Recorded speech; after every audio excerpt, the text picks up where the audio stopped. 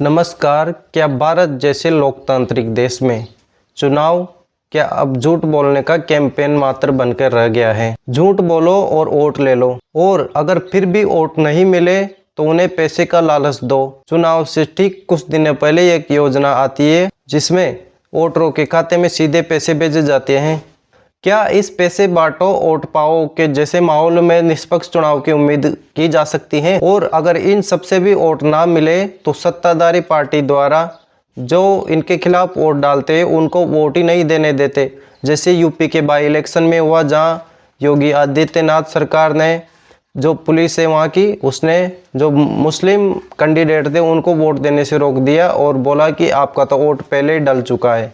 चुनावों में झूठे वादे किए जाते हैं। जो 2024 का जो अभी जनरल इलेक्शन गुजरा था उसमें यूपी के मुख्यमंत्री योगी आदित्यनाथ ने महाराष्ट्र में एक रैली को संबोधित करते हुए ये कहा था कि जैसे ही मोदी जी तीसरी बार प्रधानमंत्री बनेंगे, पीओके यानी पाक अधिकृत कश्मीर वाला हिस्सा भी भारत का हो जाएगा।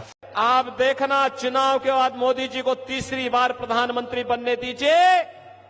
अगले 6 महीने के अंदर आप देखेंगे कि पाक अधिकृत कश्मीर भी भारत का हिस्सा हुआ। एक और सोशल मीडिया क्लिप में भारत के गृह मंत्री अमित शाह ये बोलते हुए नजर आते हैं 2016 में कि अगर भाजपा की सरकार बनी तो यहाँ से हम घुसपैठियों को बाहर भगा देंगे। लेकिन 2016 में बीजेपी की सरकार बन जाती है और उसके 10 साल बाद 2026 में फिर से गृह मंत्री अमित शाह असम में जाते हैं और फिर से वही बात बोलते हैं कि एक मौका और दे दो और हम इस बार पक्का घुसपैठियों को बाहर निकाल के भगा देंगे। ऊपर नरेंद्र मोदी की सरकार है, नीचे भाजपा की सरकार बना दीजिए।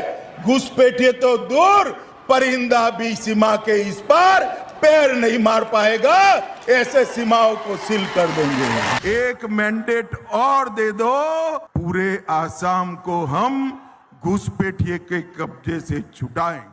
जिस मुद्दे पर 2016 में वो वोट मांग रहे थे, आज 10 साल बाद भी ठीक उसी घिसे पिटे मुद्दे को लेकर वो दोबारा से वोट मांग रहे हैं। इसीलिए ये लोग कई स्कूल बंद करते हैं, कई स्कूलों को मर्ज करते हैं, क्योंकि ये नहीं चाहते कि जनता कभी भी सचेत हो, सावधान हो, जागरूक हो।